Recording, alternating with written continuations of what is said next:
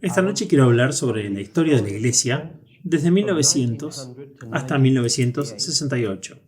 Y luego el próximo domingo por la noche quiero hablar sobre la historia de la Iglesia desde 1968 en adelante. En otras palabras, el futuro de la Iglesia, lo que la Biblia nos dice que esperemos, lo que esperamos, lo que podamos esperar, lo que probablemente sucederá entre ahora y el final de la historia de la Iglesia de Jesucristo.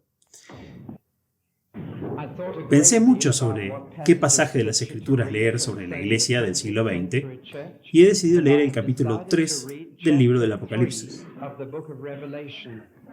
Capítulo 3 del libro del Apocalipsis.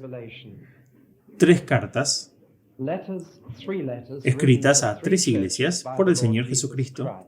Capítulo 3 del libro del Apocalipsis.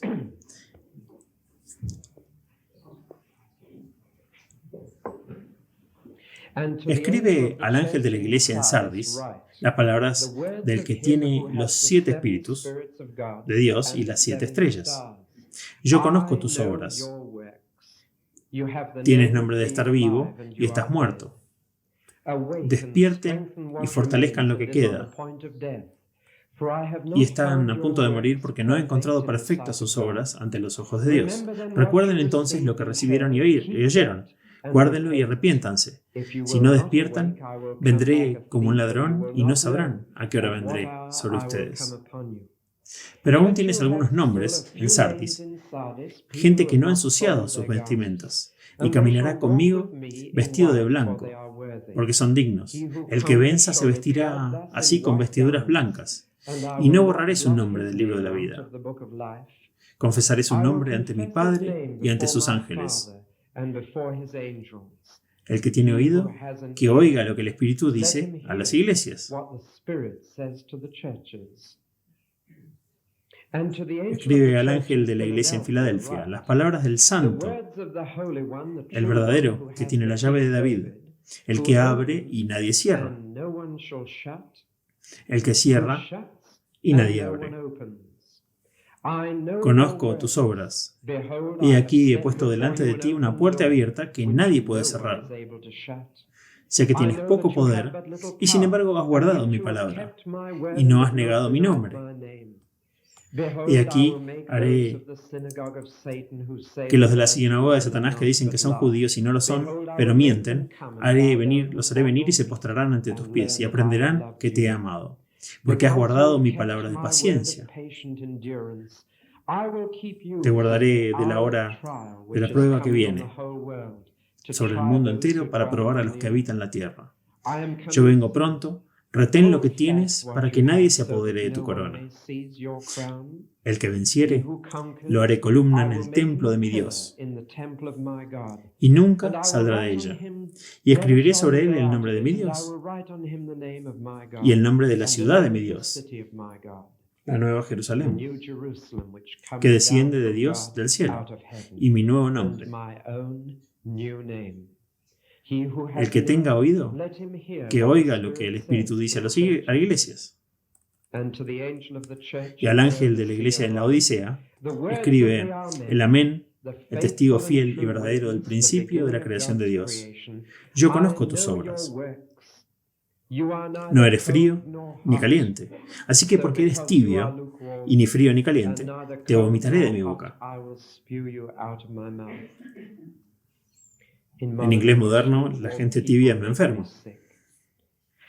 Porque dices, soy rico, he prosperado y no necesito nada, sin saber que eres un desdichado, lamentable, pobre, ciego y desnudo. Por eso te aconsejo que compres de mí oro refinado al fuego, para que seas rico, y vestiduras blancas para vestirte para que no se vea la vergüenza de tu desnudez, y colirio para ungir tus ojos, para que veas. A los que amo, reprendo y castigo. Así que sean celosos y arrepiéntanse. He aquí estoy a la puerta y llamo. Si alguno oye mi voz y abre la puerta, entraré y comeré con él, y al que venza, le concederé sentarse conmigo en mi trono, como yo mismo vencí y me senté con mi Padre en su trono. El que tenga oído, que escuche lo que el Espíritu dice a las iglesias.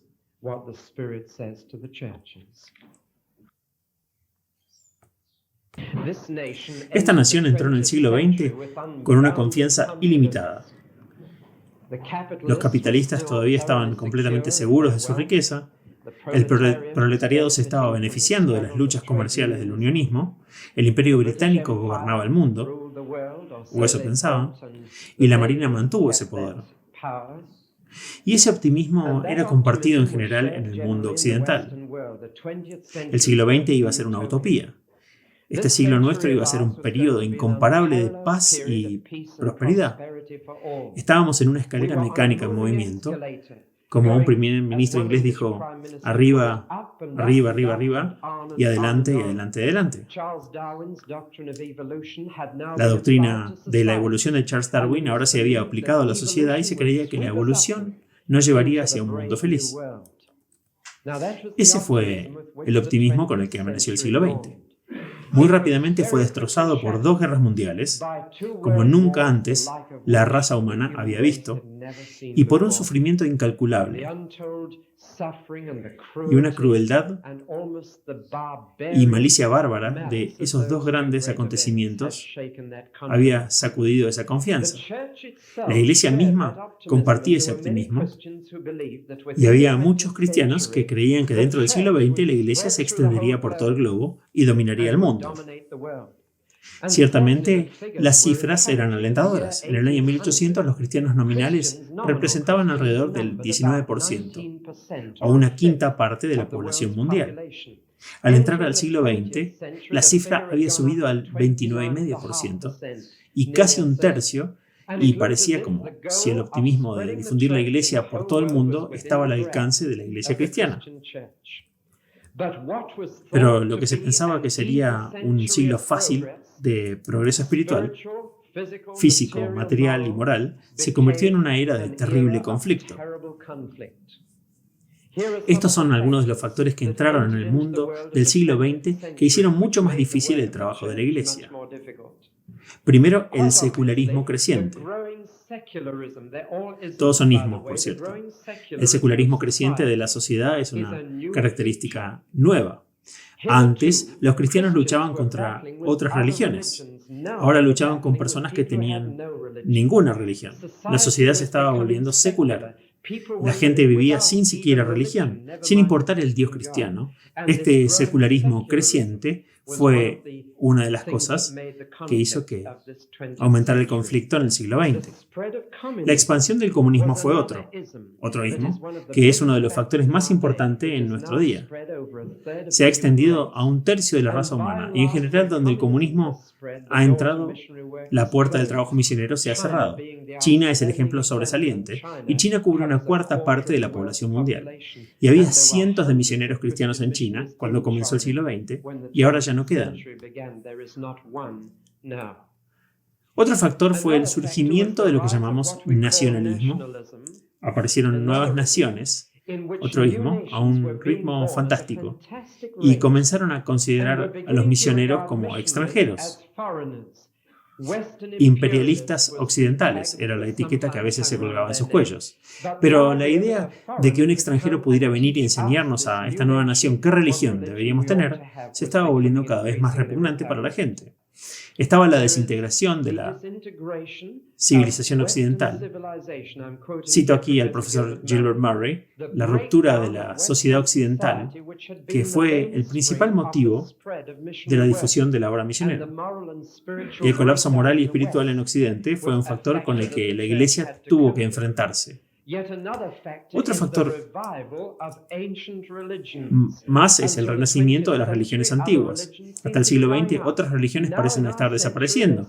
Ahora, en nuestro siglo, están resurgiendo de nuevo. El budismo es un ejemplo de esto, el islam en África es otro, y en Pakistán. Y hay muchos otros que se podrían dar. Además, en este siglo XX hay un crecimiento de cultos que presentan una forma pervertida de cristianismo, que no es cristianismo en absoluto cuando se examina cuidadosamente. El crecimiento de las sectas es un factor que debe reconocerse. Ahora hay miles de ciudades y pueblos en el mundo donde ningún misionero cristiano ha estado pero que han tenido una visita de un testigo de Jehová o que han tenido una visita mormona. Estos y muchos otros factores hicieron que este siglo fuera un campo de batalla para la Iglesia. Y muchos pensaron que el cristianismo iba a tener que luchar por su vida. Algunos incluso llegaron a predecir que para mediados del siglo XX la Iglesia estaría casi terminada. Al final del discurso de esta noche quiero decirles cuál es el estado real de la Iglesia, pero permítanme anticipar que la Iglesia nunca ha sido más grande de lo que es esta noche, nunca ha estado más extendida gráficamente de lo que está esta noche. Nunca ha habido más cristianos en el mundo de los que hay esta noche, así que eso nos ayuda a mantener las cosas en equilibrio. Quiero hablar sobre el siglo XX y la Iglesia esta noche, pero mi dificultad es que estoy viviendo en él. Y eso genera dos problemas. En primer lugar, sé demasiado sobre él y podría tenerlos aquí esta mañana por la mañana hablando sobre el siglo XX, porque sé mucho más sobre el siglo XX que sobre el XIX y cualquier otro. En segundo lugar, cuando vives una situación, es muy difícil verla objetivamente y darte cuenta de lo que es importante y lo que no. Cuando estás metido en algo hasta los codos, es tremendamente difícil juzgar qué durará y qué no durará.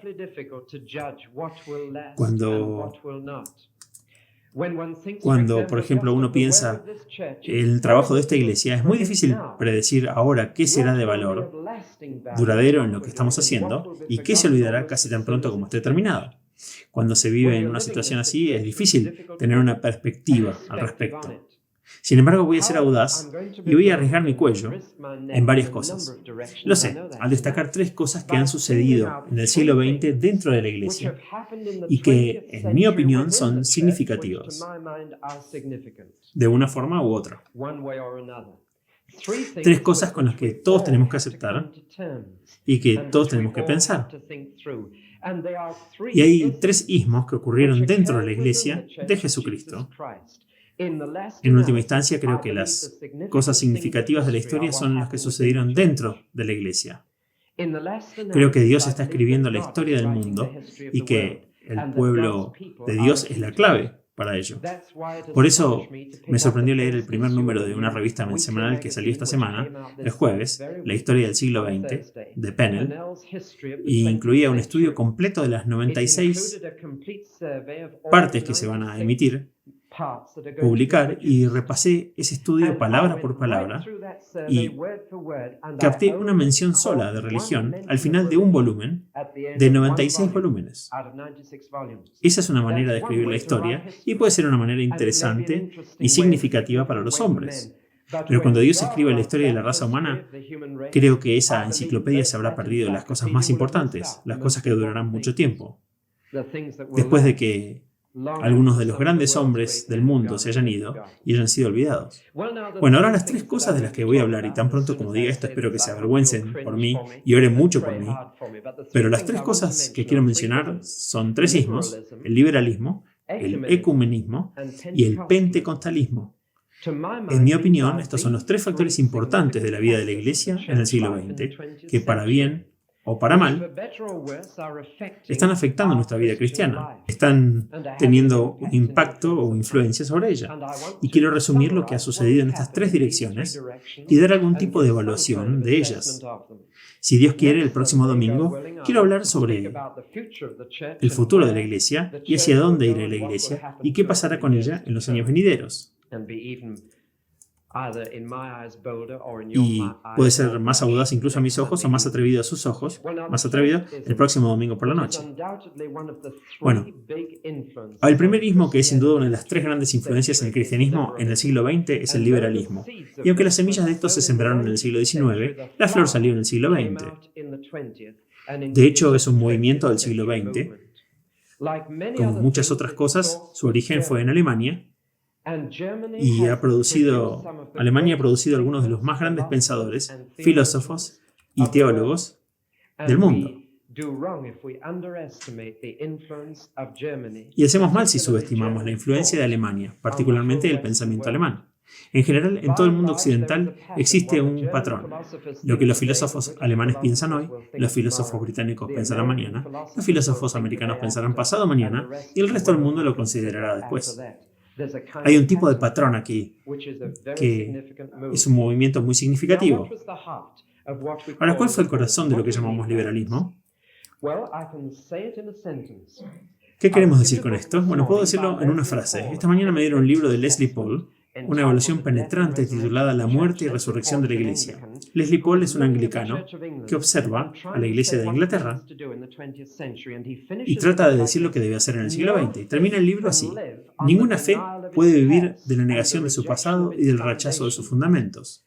La teología nueva, que busca paz, a menudo pregunta simplemente eso. La crisis final para las iglesias es esta. ¿Qué afirma el cristianismo que es el fundamento último e inevitable de su fe? Este hombre ha ido directo al corazón del problema. La crisis que enfrenta la iglesia es esta, lo que en el último análisis es la base de lo que crees. Es la respuesta a esa pregunta la que divide a los cristianos profesantes en tres campos: católicos, liberales y evangélicos. Los tres hablarían de la Iglesia, la Biblia y la experiencia como parte de las facetas de la verdad. Pero cuando estas tres cosas, la Iglesia, la Biblia y la experiencia, dicen cosas contradictorias, el fundamento último es aquel de los tres que usted elegirá para probar los otros dos. El católico dirá que la Iglesia es el fundamento último y la Iglesia interpretará la Biblia y la experiencia. El evangélico dice que la Biblia es la última fundación, es el último fundamento y por ello debes probar la Iglesia y tu experiencia. Y el liberal dice que la experiencia es la fundación final, el fundamento final, y por su experiencia debe probar la Biblia y la Iglesia. Es una simplificación excesiva, pero básicamente eso es lo que significa. El término liberal que usó la señora Cruikshank significa aquellos que usan la Biblia y creen en la Iglesia, pero quienes en última instancia usan su propia experiencia para probar la verdad, ya sea su experiencia mental, su experiencia moral o su experiencia espiritual. Es bastante obvio que si la experiencia decide lo que es verdad, hay ciertas cosas que la Iglesia ha enseñado a lo largo de los siglos sobre las cuales estaremos menos seguros. El cielo es uno. No he tenido experiencia alguna del lugar llamado cielo. ¿Cómo sé que existe? La Biblia dice que sí, pero ¿cómo sé que está si está fuera de mi experiencia? Aún más importante, el infierno es algo que nadie ha todavía experimentado. Nunca crean los que dicen que tú haces tu propio infierno en la tierra. No haces nada de eso. El infierno es algo que está fuera de mi experiencia y si juzgo la verdad por la experiencia, no estaré muy seguro de ello. Los milagros son otros. La Biblia está llena de milagros, pero hay muchas personas hoy en día que no han tenido experiencias de milagros y por eso cuestionan los eventos sobrenaturales. La ira de Dios es algo que ninguno de nosotros ha experimentado en su plenitud. Ninguno de nosotros. Algún día Dios nos va a revelar su ira contra el pecado del mundo, pero aún no lo ha hecho desde los días de Noé. Por lo tanto, está fuera de nuestra experiencia y por lo tanto uno puede comenzar a cuestionar la ira de Dios, si la experiencia es la prueba de la verdad. Les di suficiente para indicar el tipo de dirección en que se movió esto. Cuestionan los milagros, cuestionan el cielo y sobre todo el infierno. Cuestionan la ira de Dios y sobre todo cuestionan el pecado de los hombres. Porque seguramente mi experiencia es que las personas son muy amables, tienen sus defectos, pero mi experiencia seguramente no es que sean pecadores destinados al infierno, esas buenas personas que viven al lado mío. Si la experiencia es la prueba, podría resultarme muy difícil de creer. Así lo dijo un gran profesor de teología de América, Reynold Nierr. Los liberales predicaron un Dios sin ira, que trajo hombres sin pecado a un reino sin juicio a través de la administración de un Cristo sin cruz. Ese es un buen resumen. Y ese fue el tipo de idea devastadora que entró en la iglesia. ¿Qué queda del Evangelio entonces? ¿Cuáles son las buenas noticias? Si eliminas el infierno, si eliminas el pecado, si eliminas la voluntad de Dios, ¿cuál es el evangelio? Y la respuesta es que tendrías que encontrar otro tipo de evangelio. Y ellos lo hicieron. Por un lado están aquellos quienes encontraron lo que llamaron el evangelio social, que era muy diferente de la aplicación social del evangelio, como lo encuentran estipulado en la Biblia. Pero era un nuevo evangelio, que era, la buena noticia es cristianizar el orden social. Había otros, por otro lado, que tenían un evangelio psicológico, que decían que Jesús te salva de tu neurosis, Jesús te salva de tu complejo de culpa, en lugar de tu culpa moral. Jesús te salva de tus frustraciones y represiones y las convierte en una integración psicológica. Y así fuera el evangelio social o el evangelio psicológico, la creencia básicamente era que los hombres no eran tan malos como los viejos predicadores querían hacer creer, y que el infierno no era su destino. Ahora, 2 guerras mundiales pusieron fin a este tipo de liberalismo y no se escucha tanto ahora. Y 2 guerras mundiales mostraron a 2 jóvenes suizos llamados Karl Barth y Emil Brunner que el hombre no estaba mejorando cada vez más, que el pecado era una realidad y que la ira de Dios sobre él era una realidad, y que la guerra es un ejemplo del tipo de consecuencias que la naturaleza humana caída produce. Y por eso Karl Barth y Emil Brunner son de los hombres más famosos del pensamiento del siglo XX. Encontraron sus libros en los estantes de todos los ministros. Hicieron balancear el péndulo hacia atrás y comenzaron de nuevo a predicar el pecado, predicar la expiación mediante la cruz, predicar la ira de Dios y la misericordia de Dios. Y por un tiempo pareció que el Evangelio iba a ser predicado nuevamente, como lo predicaron nuestros antepasados. Pero eso no sucedió. ¿Por qué no fue así? Porque, aunque retrocedieron en tantas cosas, el pecado, la expiación, a todo lo demás, había una cosa que no retrocedieron, y era la cosa crucial. No volvieron a creer que la Biblia era la palabra de Dios. Permanecieron con la idea liberal de que la Biblia era un libro de experiencia humana, exactamente igual que cualquier otro libro, y debe ser tratado de esa manera. Debe ser examinado exactamente de la misma manera como examinarías el libro del juicio final, como examinarías la Magna Carta. Las leyes de Moisés deben ser tratadas exactamente igual. Esta fue la dificultad. Intentaron volver a un evangelio bíblico sin volver a la visión de la Biblia como la palabra de Dios. El resultado fue que no se puede retener a la gente sin la Biblia. No puedes predicar lo que hay en la Biblia a menos que creas que es verdad. No puedes convencer a la gente de la verdad de la enseñanza bíblica a menos que usted mismo esté convencido de que es un libro verdadero. Ellos no podrían regresar allí y por eso no podrían sostener el péndulo. Y empezó a oscilar de nuevo hacia una nueva forma de liberalismo, que no lleva ese nombre. Ahora se llama radicalismo, pero es lo mismo de siempre con un vestido nuevo. Lo mencioné hace 1 o 2 domingos. La misma gente está aquí. Los vuelvo a mencionar. Personas como Boltzmann, Tillich, ambos alemanes, por cierto, una vez más, comienzan la moda en filosofía y teología. Hasta que a través de los divulgadores en este país, el obispo de Woolwich y otros en América, retrocedió tanto que los teólogos, entrenando a hombres para el ministerio, anunciaron hace unos años: Dios está muerto. ¿Qué querían decir con eso? No querían decir que dejarían de creer en Dios. Querían decir que el Dios del predicador anticuado está muerto. Eso es lo que querían decir. Tenemos un póster para colgar afuera en Pascua. Nuestro Dios no está muerto, lo sentimos por el tuyo. Y vamos a colgarlo en Pascua.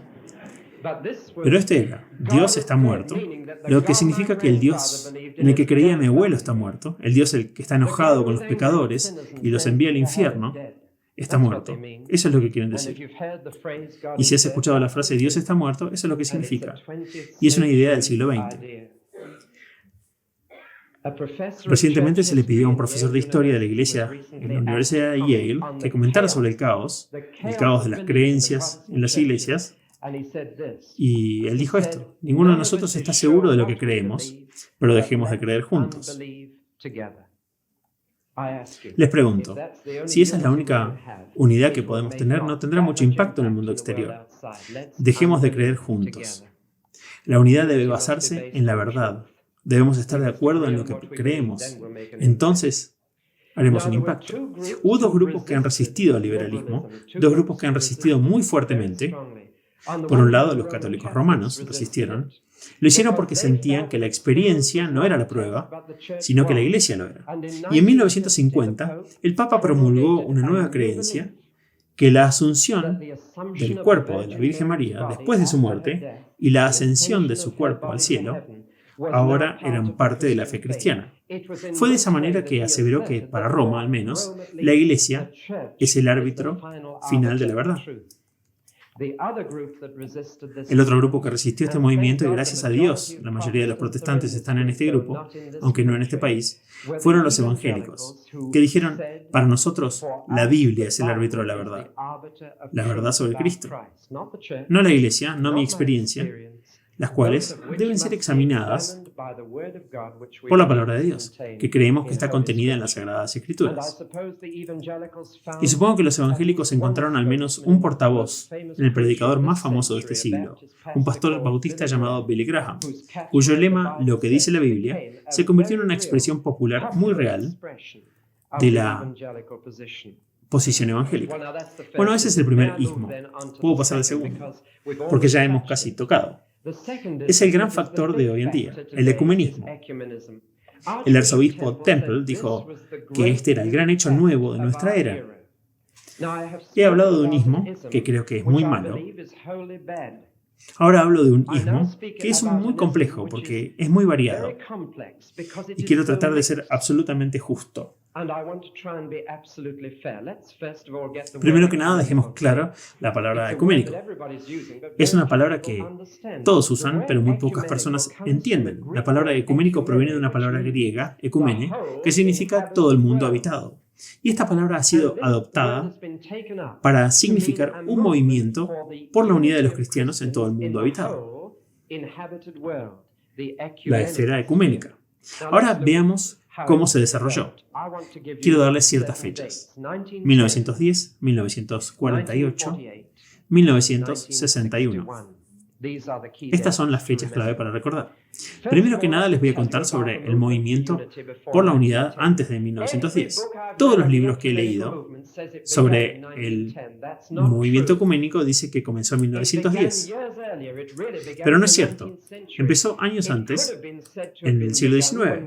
Puede decir que comenzó cuando William Carey sugirió que todos los cristianos del mundo se reunieran en el Cabo de Buena Esperanza para el compañerismo. Esa fue la primera sugerencia de una reunión para la unidad. Y fue a finales del siglo XVIII que se dijo eso. Pero fue en el siglo XIX que los cristianos sintieron la necesidad de unidad. Pero quiero que sepan que fueron los evangélicos quienes sintieron la necesidad de esta unidad y quienes comenzaron a establecerla. En 1845 se formó la Alianza Evangélica y comenzó a saltar los golfos entre las denominaciones. Y movimientos como el Movimiento Cristiano Estudiantil y la YMCA en sus inicios, que eran completamente evangélicas, tenían como objetivo crear unidad entre cristianos de diferentes denominaciones. Keswick, en 1875, comenzó a reunirse bajo la bandera Todos uno en Cristo Jesús y reunió cristianos de todas las denominaciones. A principios de este siglo, hubo movimientos como el Consejo Federal de Iglesias Evangélicas en este país. Más tarde se tachó la palabra evangélico y se puso libre, y se convirtió en el Consejo Federal de Iglesias Libres. Al mismo tiempo que las denominaciones del mundo comenzaban a formar comunidades denominacionales mundiales, por ejemplo, la Alianza Mundial Bautista, el Consejo Mundial Metodista, todo esto surgió en los primeros 10 años de este siglo. De modo que, por un lado, había unidad evangélica entre las denominaciones y las comunidades denominacionales mundiales estaban formándose. Este es el patrón hasta 1910. En 1910, los misioneros del mundo se reunieron en Edimburgo. Y se reunieron porque tenían una carga, y yo puedo explicarles la carga muy simplemente. Un amigo mío fue a la India y conoció a un cristiano indio. Y le dijo: me alegro mucho de conocer a un cristiano indio. Y el cristiano indio respondió: pero yo soy un bautista canadiense. Es ese tipo de cosas tontas las que causaron la carga. Habíamos tomado nuestras ideas, nuestras organizaciones, nuestras etiquetas, y las llevamos a todo el mundo. Y en lugar de llevar a la gente a Cristo, las hacemos esto o aquello o otro. O lo otro. Habrán escuchado esta noche que ese error no se está cometiendo en América Latina, sino que lo cometieron sociedades misioneras en todo el mundo en el siglo XIX. Y se dieron cuenta de que habíamos encerrado a los cristianos en su pequeño compartimiento, que estaba separado de los demás, en un compartimiento con una etiqueta diferente, y que fuera de esa carga, que era una carga real, que los misioneros se reunieron en 1910. Y dijeron, esto es ridículo, ¿cuál es la respuesta? La tragedia es que había dos respuestas posibles y no discutieron ambas. Una respuesta es eliminar las etiquetas denominacionales y, de hecho, eliminar las denominaciones. La otra respuesta es unir las denominaciones en una denominación común y etiquetarla como una. Hay dos maneras posibles de lidiar con esto y ellos solo pensaron en la segunda. Y de esta conferencia surgieron una serie de cosas que han escuchado sobre lo que sucedió en lo que respecta a América Latina. Estimuló a los evangélicos a unirse y entrar como un campo misionero a través de la Unión Evangélica de América del Sur. Nunca supe eso hasta esta noche, de la señora Cruikshank. Pero de ahí surgieron varios movimientos, uno para examinar las creencias, llamada Fe y Orden, y otro para examinar el comportamiento, llamado Vida y Trabajo. Y estos dos movimientos se fusionaron gradualmente hasta que en 1938 se formó el Consejo Mundial de Iglesias. La guerra le impidió actuar como tal y no fue hasta 10 años después, en 1948, que el Consejo Mundial de Iglesias pudo reunirse en su propio nombre en Ámsterdam. Pero se formó en 1938. Durante ese periodo, 1910 a 1948, se formaron numerosas uniones. En Canadá, en 1925, los metodistas congregacionales y los presbiterianos se convirtieron en la Iglesia Unida de Canadá. En el sur de la India, en 1947, los metodistas congregacionales, presbiterianos y anglicanos se convirtieron en la Iglesia del sur de la India. En 1929, tres grupos diferentes en Escocia se convirtieron en la Iglesia de Escocia. En 1932, tres grupos diferentes de los metodistas se convirtieron en la Iglesia Metodista. Y durante ese periodo de 1910 al 48, la unión se ha desarrollado de muchas maneras. En 1948 se reunió el Consejo Mundial de Iglesias. 147 denominaciones de 44 países dijeron, tenemos la intención de permanecer juntos. Ese es un número muy impresionante. Pero quiero decirles, porque creo que necesitan saber, que la mayoría de los cristianos hoy en día todavía están fuera del Consejo Mundial de Iglesias. Escuchamos mucho sobre ello y asumimos que es la única unión de cristianos. No lo es.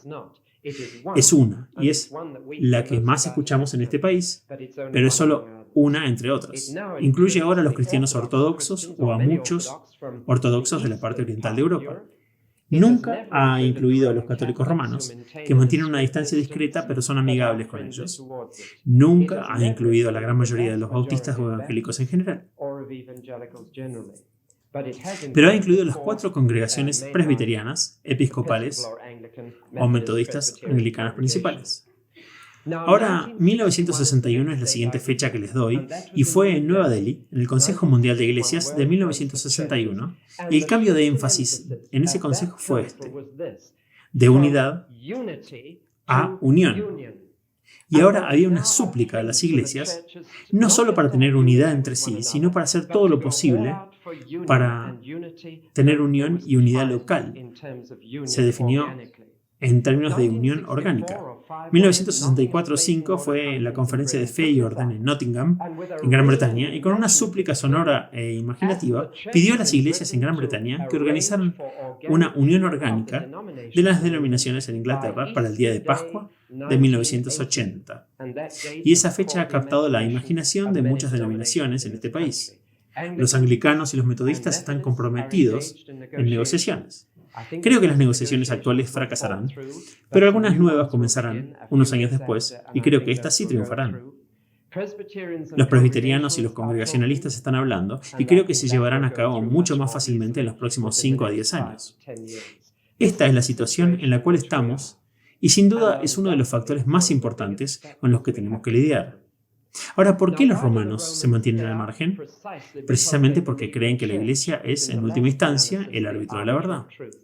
¿Por qué los evangélicos también, en su mayor parte? La respuesta es precisamente la misma, y sin embargo diferente, porque creen que la Biblia es el árbitro final de la verdad. Y desde 1910 el movimiento ecuménico ha sido en gran medida un socio del pensamiento liberal. Ha habido muchos cristianos maravillosos en él, hombres del calibre y la estatura de John R. Mott, J. Oldham, Bishop Bell y muchos otros que he mencionado. Y los evangélicos, al quedarse fuera, no dicen aquellos que están dentro no son cristianos, dicen esto: no creo que la Iglesia de Cristo esté compuesta por todas las denominaciones. Creemos que está compuesta por todos aquellos que nacen de nuevo del Espíritu Santo. No creemos que la unidad debe ser una cosa de organización visible. Creemos que Cristo, la noche que fue entregado, antes de morir, oró para que sus discípulos fueran uno como Él y su Padre eran uno. Y eso no era una unidad visible, sino una unidad de mente, de corazón y de voluntad. Y los evangélicos sienten que hasta que haya una unidad de corazón, mente y voluntad, la unidad organizacional es una burla de lo real. Es por estas y muchas otras razones que la mayoría de los evangélicos en el mundo se han quedado afuera. Sin embargo, muchos evangélicos desean hablar y desean tener comunión con esos cristianos sinceros que pertenecen al Señor y que están luchando dentro del movimiento para ver que produzca algo real. Todo lo que, en mi opinión, necesita ser respondido es la pregunta que traté de responder en este debate con el obispo de Bristol hace una semana o dos. ¿Cuál es la principal inspiración de esto? ¿Es satánico? ¿Es humano? ¿O es divino? Esto puede parecer una pregunta increíblemente blasfema para ustedes, pero creo que se pueden presentar muy buenos argumentos para las tres posibilidades. Y es debido a que es una mezcla tal de las tres, que no tenemos una luz roja o una luz verde, sino una luz amarilla diciendo: precaución, vamos con cuidado. Si esto es de Dios, como dijo Gamaliel, durará. Si no es así, no llegará a nada. Una de las cosas que quiero decir el próximo domingo por la noche es esta: no creo que la Iglesia de Jesucristo será visible nunca de este lado del cielo. Y creo que si todos se hubieran unido a una organización mañana por la mañana, alguien se habría separado de ella el próximo domingo y habría comenzado otra confraternidad. Pero la verdadera unidad es la unidad del Espíritu Santo, que se encuentra en todos los cristianos de todas las denominaciones que han nacido de nuevo del Espíritu, que conocen y aman al Señor Jesús. Encontrarán algunos más de esos, menos de esos, y a medida que te mueves de iglesia en iglesia, pero donde quiera que los encuentres, encontrarás que es cuestión de minutos para tener compañerismo con ellos. Esa es la unidad básica. Lo único bueno, en mi opinión, que esto ha hecho es estimular a los evangélicos a una unidad más estrecha, tanto en el compañerismo evangélico mundial como en los grupos evangélicos nacionales locales. Esto es bastante emocionante. Hay una unión de aquellos que aman al Señor y su palabra en este país, y en otros que será cada vez más poderosa en el futuro. Ahora, el tercer ismo al que llego es el pentecostalismo. Es un movimiento del siglo XX, nació justo a principios del siglo, y es sobre esto sobre lo que quiero hablar ahora. Curiosamente, me presentaron por primera vez en algunos exámenes un volumen de historia de la Iglesia, algo muy grueso, que es del gran erudito bautista en Estados Unidos, Kenneth Scott Latourette. Y es una maravillosa historia de 2000 años de la Iglesia, y estoy en deuda con él por la serie que les he estado brindando. Es un maravilloso compendio de hechos. Si quieren leer alrededor de 1500 páginas, ese es el libro para conseguir. Un libro maravilloso. Pero busqué en vano alguna mención de grupos protestantes de más rápido crecimiento y ahora el más grande del mundo, los pentecostales. Ni una mención. Y va hasta 1950. Encuentro que es un punto ciego increíble. Sé que es el más joven de todos los grupos, pero ahora es el más rápido, que crece sin ninguna sombra de duda, particularmente en América Latina, pero también en América del Norte y en África, y más tarde en partes de Asia. Bueno, este movimiento, como el cristianismo mismo, nació en un establo de la calle Susa, en Los Ángeles, en el barrio negro, en el año 1906. Y vino porque algunas personas estaban orando mucho por un avivamiento del Espíritu de Dios. sintiendo que al entrar en el siglo XX, a menos que el Espíritu Santo hiciera algo nuevo, las cosas irían terriblemente mal.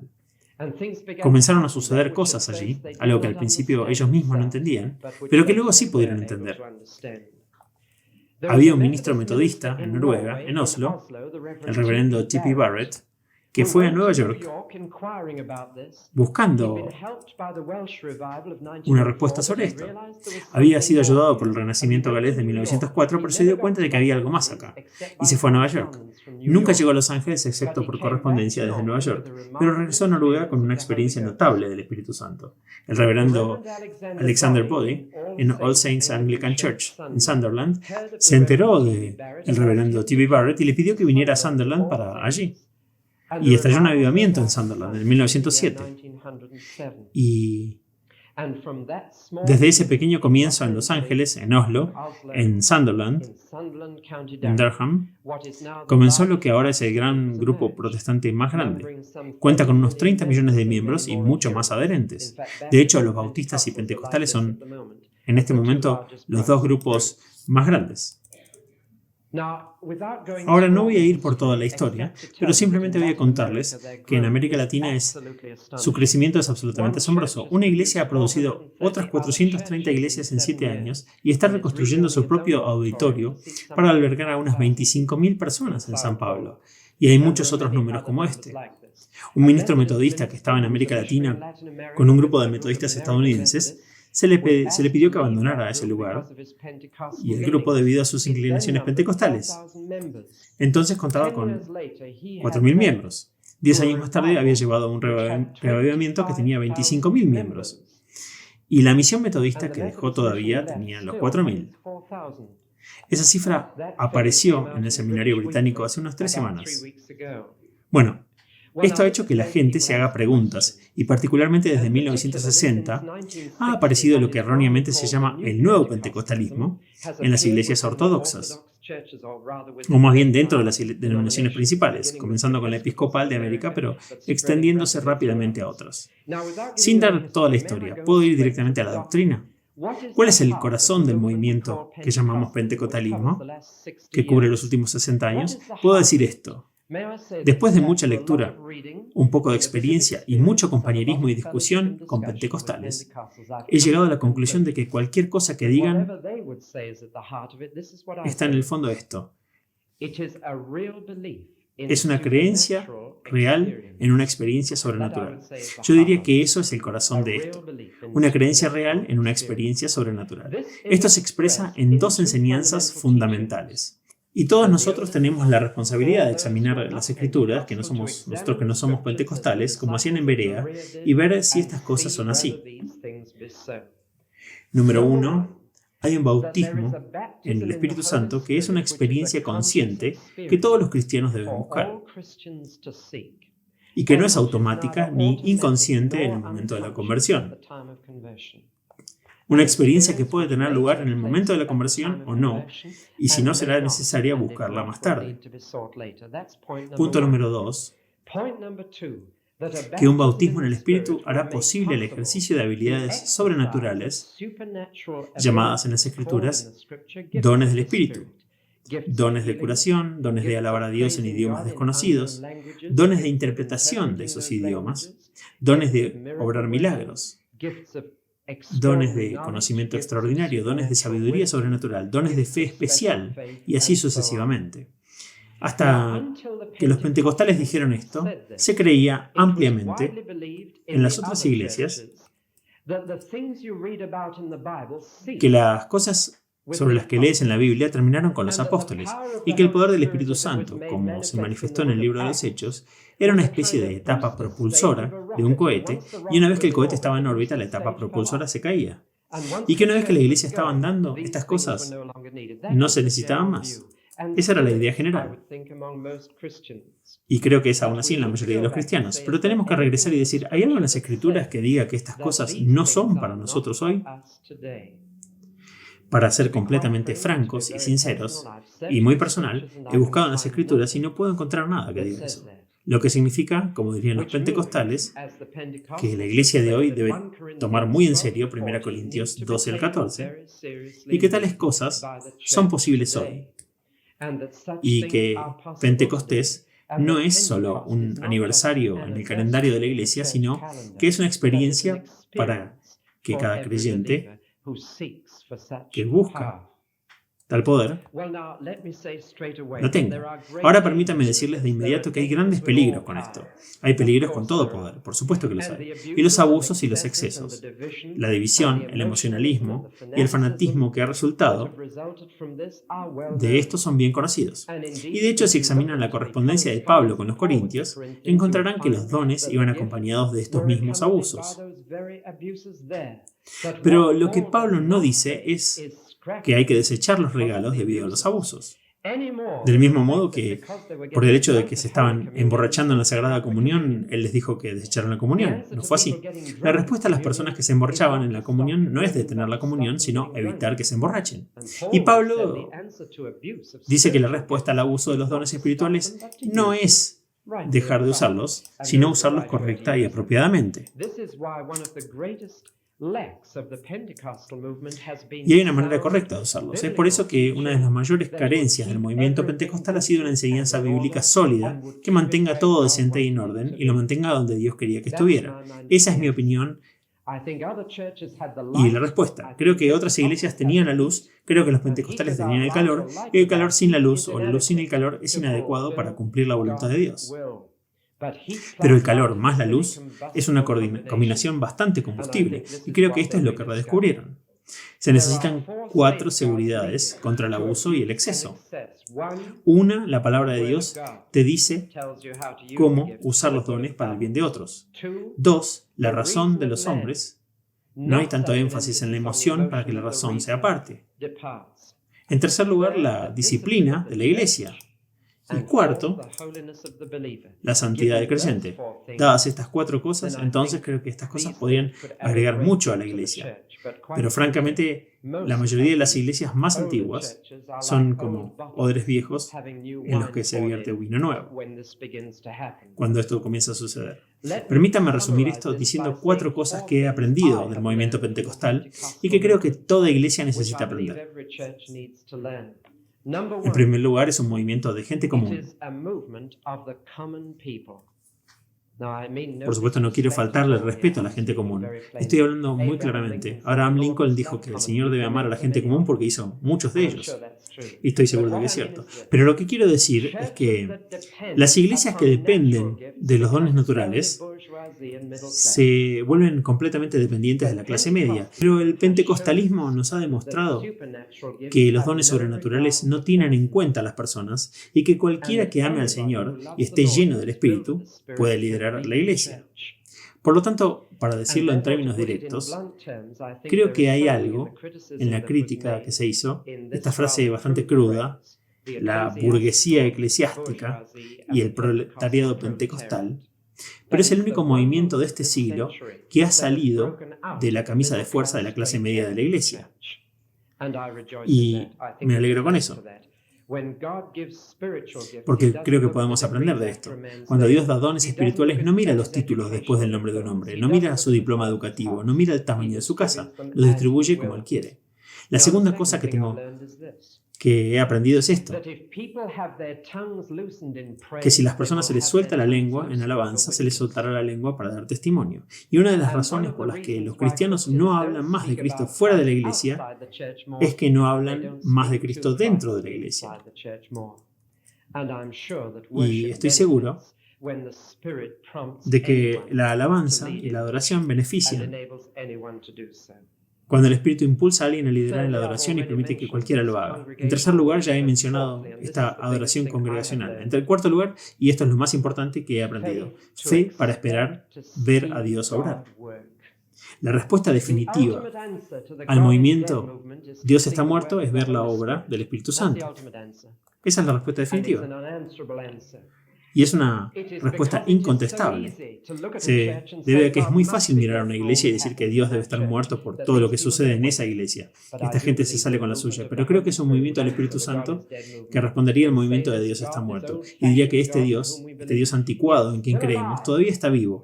Y todavía es capaz de salvar y cambiar vidas. Y todavía es capaz de realizar milagros. Es creer en un Dios vivo y un Dios milagroso. Y un Dios sobrenatural. Lo he aprendido. Bueno, ese fue el tercer ismo. Entonces puedo cerrar este sermón bastante largo. El siglo XX ha sido muy difícil para la iglesia, pero no imposible. Con Dios todo es posible. Algunas puertas se han cerrado, China se ha cerrado, Salón se ha cerrado, India se está cerrando, nuestros misioneros están teniendo dificultades para volver a conseguir visas. Ahora las puertas se están cerrando, pero otras puertas se están abriendo de par en par. América Latina está completamente abierta, como habrán escuchado. Fue en 1915 que Perú finalmente dijo oficialmente que la tolerancia religiosa estaba a la orden del día y que se podían predicar otras religiones. Las puertas se están abriendo y cerrando y debemos recordar eso. La iglesia está creciendo rápidamente. No se equivoquen. Es posible que no lo vean en este país, pero no se equivoquen. En el mundo está creciendo rápidamente. Ahora permítanme repetirles esta cifra. Es una cifra precisa. Cada minuto que he hablado, hay 15 cristianos más en el mundo que los que había el minuto anterior. Incluso tomando en cuenta la muerte de los cristianos. Hay 15 más cada minuto que hablo. Es una tremenda tasa de crecimiento. En el lado alentador, les digo que la Biblia sigue siendo el libro mejor vendido. Les digo que los traductores de la Biblia de Wycliffe, que comenzaron en 1933, han abordado cientos de idiomas. Hay 3.600 idiomas en el mundo, como probablemente saben, y había unos 1.600 terminados en 1933. Y los traductores de la Biblia de Wycliffe, bajo el título 2000 lenguas por traducir, dijeron que iban a abordar el resto y asegurar que todos puedan leer la palabra de Dios en su propio idioma.